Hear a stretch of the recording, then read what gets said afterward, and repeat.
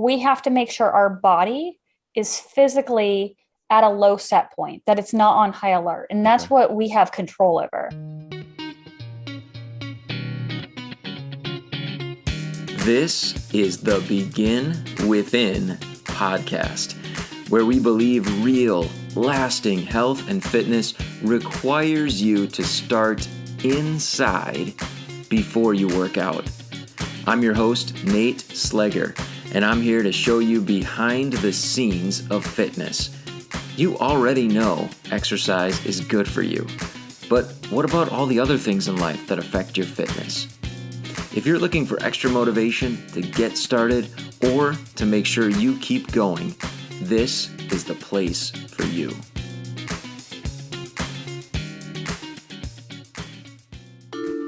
Produced by BeginWithin.fit.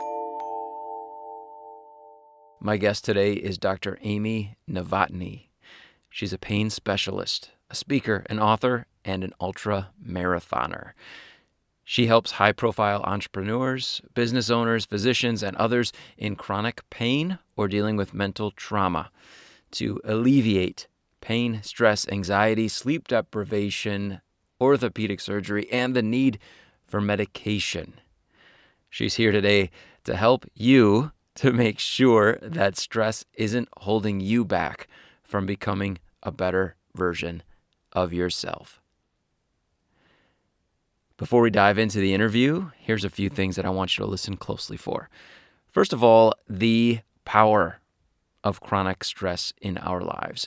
And I know that you realize that stress is probably not good for you, right? But you're going to hear otherwise in our interview. There is stress that is good for us. What I want you to listen for is what makes the difference between what we might call good stress and bad stress, for lack of better words there. So listen carefully for that.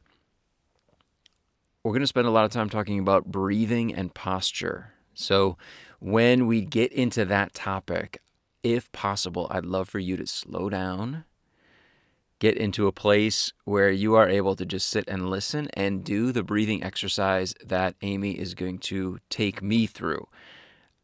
As we were doing the interview and I was following her instructions, I felt a really cool shift as I did the breathing exercise, and I want you to be able to experience that as well. So if you're driving or whatever you might be doing, maybe this is an episode that you want to come back to, or just put it on pause when we get to that point that we're talking about breathing, and make sure that you can do that when you can follow along, because I know that you'll get some really cool results from it as well. And the last theme that I want you to listen for is controlling what you can when it comes to stress. Here's my interview with Dr. Amy Novotny.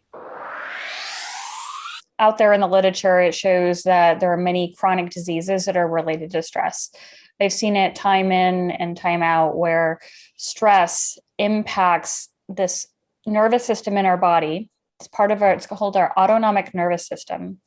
And there are three components to it: your digestive component, the enteric nervous system, the parasympathetic nervous system, which is that rest, relaxation, sleep, repose, and then your fight or flight nervous system, which is that fight, flight, or freeze response. Okay. So stress has a role in that and impacts that. And it puts us into that fight or flight mode. It puts us on high alert, whether or not we want that. And it causes chemical changes in our body, cortisol levels increase.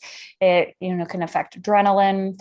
It can affect also your muscles and the way they work, and the way that your blood is shunted to your outside of your body, kind of to the skeletal muscles, and it makes you go into that freeze pattern.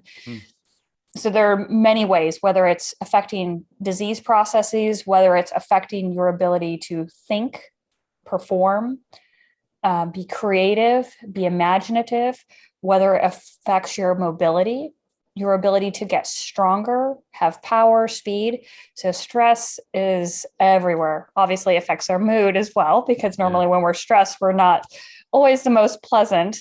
So it really impacts every aspect of your life. Wow.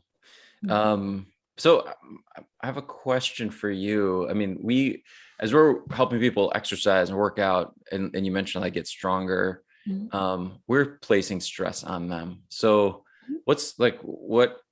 how would you explain the difference between, if you don't mind me putting you on the spot a little Oh bit, yeah. the Yeah. difference between like good stress or Mhm. negative stress, Mhm. if that's a way to classify them? Yes, yeah, you can classify good stress versus bad stress or positive stress versus negative stress. And so there are times in our life where we do need to have a stressful event or something applied to us to help us get to the next level, to motivate us, to energize us. And those types of stressors are short-term stressors. Okay. Now, if let's say we live in a bubble and we didn't have all the other factors in our life going on, you go and do a workout, you push someone to their end. Once the stressor is taken away, the body said, okay, I'm no longer in danger. I've met that physical challenge that you just gave me. And the body goes back into parasympathetic relaxation. You go about your day. Now, Okay. that's the ideal. Unfortunately, we have all the other stressors in life: work, finances, kids, parents, adults, relationships. We have all these other stressors. And so if you don't know how to or haven't managed those other stressors, let's say you do a physical stressor with a workout, Mhm. your ability to calm back down may be influenced by all those other stressors that have ramped you up in life. And so that becomes a problem when you have chronic stress and you don't know how to release all those other factors, because then you go do a workout and let's say you push yourself to the limit and you can't relax your back already on high alert, then that can lead to a problem. And that's where we want to shift people out of that, get them to the point where they can calm their body down. So any new stressor that comes in their life does not create a problem and cause them pain or lead to anxiety attacks or chronic disease. Okay. Wow. Yeah, it would be great if we could just like shut them off, right? Or get in the bubble like you mentioned. Mm-hmm. Unfortunately, we can't. We can't. Yeah. No. So we have to learn strategies. And one of the biggest things is we have to make sure our body is physically at a low set point, that it's not on high alert. And that's Okay. what we have control over. So sometimes we can't control, obviously, necessarily the actions of other people. We can control our response to it and how we perceive that. But there's also a physical things in our body that we can do to decrease our fight or flight status and really bring us down from high alert and help us feel calm. So that creates almost like that bubble barrier, that what things that happen outside of us, or like, at least I'm calm in my body and I can feel it. Okay. And if I can feel that calm, it's going to keep me at a lower state so I can, ward off some of those other stressors. Got it. So kind of like instead of trying to find a cure for it, we're trying to prevent getting there in the first place, or taking some preventive measures ahead of time. It's a little bit of both. We're never Okay. going to find a cure for stress because stress is always going to be part of our life. Even if we lived on a deserted island with no one around, stress is still going to be part of Sure. our life. So it's how can we manage it and use stress as a short bolus to move us, and then come out of that stressful state. And then also, once you learn that technique, how can we use it to prevent ourselves from getting too high and elevated where it turns into something chronic or a disease type of manner? Got it. Got it. Because we like you kind of mentioned earlier, we need some stress if we're going to move forward, if we're going to get better. We need it. Yes. So yeah. We do need that poke in the rear end to try to get us to change and grow and do something different. Okay. Yes, absolutely. All right. Yeah. So what are some of the strategies, or maybe what's one of the best strategies that you found to help get us there? Sure. So it all comes down to starting with how we position our rib cage, which is going to seem weird to people, because your rib cage position affects that fight or flight nervous system, and it also affects your breathing. And your breathing affects that fight or flight nervous system. So we have a two-pronged approach: how you breathe and how you position your body. Both influence your stress levels. and both can reduce your stress levels. And so I'll go into each of those if that's okay with you, Nate. That'd be awesome. Yeah. Okay. Let's do it. So that fight or flight nervous system I'm talking about that ramps us up and puts us into stress mode, it lies along your spine. So the more you contract the muscles along your spine, the more you crush on that fight or flight nervous system. So now this is going to be very counterintuitive to all you fitness people out there, but I have done this for years and I've helped so many people out of pain and stress and surgeries. You know, that posture that we're all taught, chest out, shoulders back, suck up your gut. Yeah. Well, as you're talking, I find myself like straightening up. We're talking about posture. Yeah. Okay. Well, I'm going to go against all of those recommendations and break that myth of that perfect Superman posture is killing us. Okay. Instead, we want our rib cage down and our belly to come out with our rib cage down.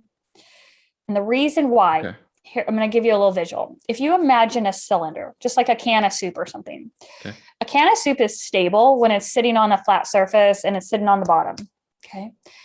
When you tip a can of soup on one of its edges, it now becomes unstable. It's going to fall over at some point. Same thing with our rib cage. Our rib cage is a cylinder. It is designed to be upright to protect the organs in the spine on the inside. When we do our Superman posture and we do chest out, shoulders back, suck up your gut, you are taking it on an edge and you're hinging off of your low back. And you can feel it. Your low back muscles kick in. Well, guess what? Your back muscles, when they start to kick in, they start to crush on the fight or flight nervous system. So it ramps you up. It's going to tighten up all the muscles in your body. And now you become more inflexible. You become more rigid. You have a hard time curling up a ball, twisting, turning, all these things. So that further ramps you up. If you think about it, you're kind of tired and sleepy and you go to stretch. What do? We throw our chest forward, we reach our arms back, we contract our back muscles to wake us up, to put us in a higher alert state, which is great if you're relaxing or if you need to run out of a burning building or you need to fight someone or you're freezing. That's good. But 24/7 is not good and it's detrimental to our health. So it's not that I want you to be slouched over and a hunchback or anything like that, but we have to get out of this, pull your shoulders back, stick out your chest, suck up your gut, because it is putting your body in a state of fight or flight mode.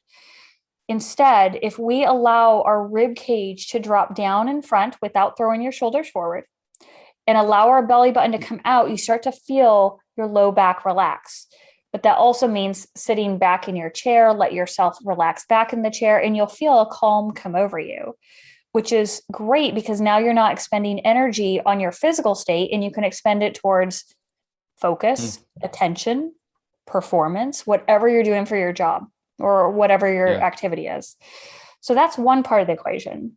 Now, if we look at how you breathe, when I lift up my rib cage and elevate my rib cage in front, now I'm lifting up my diaphragm. So I'm going to use my diaphragm less because a diaphragm is a dome sitting on some walls. And the way we get air in is that dome moves down. So it flattens on top of the walls. Air comes into our body through a suction and goes into our lungs. Now, when you exhale, the dome goes back up. Well, if the supporting structure of the diaphragm is very elevated, the diaphragm can't drop down much, so you're not going to get as much air in that way. So guess what you have to do? You have to lift up your rib cage even more to get air in. So then we get tight muscles in our neck, our shoulders, our back, and our intercostals between our ribs. So that's going to further increase your stress. And then you get those knots in your shoulders, which further increases your stress. And the beauty of the diaphragm is when it's working well, it stimulates a nerve to calm you down. And that's ultimately what we want, is we want to be calm. If you look at your dog, your cat, you think about the big animals in the animal kingdom, lions and cheetahs, guess what they do all day? They curl up in a ball and they're relaxed. And then when they need to move, guess what? They have as much energy as possible. And we would really benefit from that if we kind of pay attention to it, that if we want to do things for our business or we want to create for our job, we want to be in a relaxed position. We want to be comfortable so we can put our energy towards our mind and our focus. The other thing it helps is fitness. We want to be able to be calm. So when we go to work out with someone like you or other people, we can have muscles that are ready to contract, to be strong. If we can calm down our nervous system, guess what? You don't have to stretch as much because your nervous system is calm. So the muscles aren't being told to fire, which is what happens when we feel like we're tight or inflexible. But if we get the muscles back to where they're resting, guess what? You don't have to stretch. I mean, I run marathons, run 50 miles, 100 miles, run 50 miles pain-free. I don't stretch beforehand. I just calm my nervous system down so the muscles are ready to go. So you can apply it in all different ways. And if we change the way we breathe, so if we breathe where we blow out and our belly comes out, you'll feel your rib cage drops down. So your nervous system can calm. So there's ways to implement all this, all to help with that stress. Wow. So, That's awesome. I've not heard it explained like that before. So I would imagine, and having worked with my own posture, working with clients, that those are difficult things to start shifting. Because we're so, like you said, we're just programming ourselves to be in this one spot that we think is good for us. Yes. How do we start working on that? Should I curl up in a ball and try it? Usually, yes. I'm going to say yes, but there's steps before you curl up in a ball and start breathing. So normally I start with people sitting, and we can go through a little exercise if we have time where we just kind of just explain. I'll just kind of explain a tiny bit. Okay. So if we're sitting in a chair, you want to sit all the way back in the chair, let your tailbone curl under you. For all you fitness gurus out there, it's going to feel like you're slouching a little bit because you're letting your tailbone come forward a little bit, your low back relax. Yep. You want your feet flat on the ground, and then look at your knees. Your knees should be at the height of your hips or higher. That will also help relax your back. And then we start by practicing how to change your breathing to help you calm down before we start implementing it into exercises or curling up in a ball. And you can do this, anyone can do this sitting down, put one hand on your chest, one hand on your belly. And you go through a 4-step breathing process where you breathe in your nose, pause a second, blow out through your mouth, then pause and hold your breath for 3 seconds. Now, the magic isn't in those 4 steps. It's in what you do with your body during those 4 steps. And so that looks like breathing in through your nose, pause, now blow out through your mouth, let your chest drop away from your hand, let your belly spill out. Counterintuitive. Then you hold your breath. Hold your breath. Now breathe in gently. Try to breathe in your nose, directing the air to your throat. Pause. Now blow out, let your chest melt in, let your ribs drop down, belly spills out. Then hold. Hold. Now breathe in. Gently breathe in your nose to your throat. Pause. And blow out. Chest melts in. Ribs drop down, belly opens. Hold. Hold. And you get the idea. So there's more to it. But you get the idea of how it can start to calm you down. Yeah. And you kind of feel like each repetition, you just kind of sink a little farther. Yes. But initially, like you said, it's a challenge. I kind of feel like that part of my brain of like, hey, you're learning something new here. Like, this is tough. This is weird. Yes. Myelinating some new circuits here. Absolutely. And there is a rewiring that has to go on. That's why when I start working with someone, we start very simple, because when you tell someone you're going to learn how to breathe differently, most people say, 1, I already know how to breathe. And 2, what do you mean breathe differently? And then there's a little bit of panic with that. So we start very easy and change one thing at a time. Okay. Wow. So awesome. Thank you. Yeah. Just one final question. As someone might approach taking a look at their whole lifestyle and thinking, I have so many changes to make, I'm not sure even what to do, where to start. In your experience, what advice would you give in that case? Yeah. So the first thing I would do is make a list of things that are stressful to you. What is stressful to you? And is there anything you can change? and start tackling your list. The other thing to do is reach out to someone who has a holistic point of view and who can help you, whether you need help managing the stress. Learning to breathe differently is going to affect every aspect of your life. So I would look at breathing as well. Okay. And then movement and nutrition. But the first thing I would do is make a list, because once you have your list, it's out of your brain. That's going to take off some stress. And then find someone to work with who really gets it, who you resonate with. Because having a support person, a coach, someone like that will help you when you get overwhelmed.